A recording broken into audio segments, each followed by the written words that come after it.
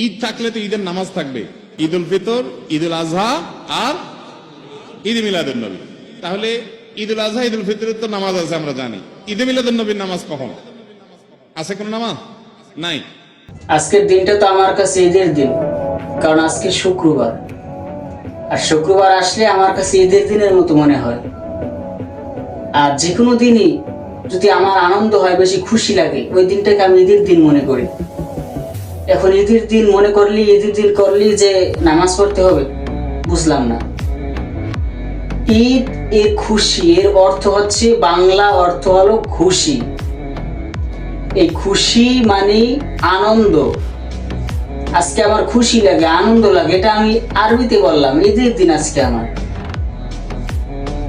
ঈদুল আজহা, ঈদুল ফিতর ছাড়া কি কোনো দিন কি ঈদের দিন বলা যাবে না? আপনি যে কোনো দিনটা কি যদি আনন্দের দিন হয়, সেটাকে আপনি ঈদের দিন বলতে পারবেন, সমস্যা নাই।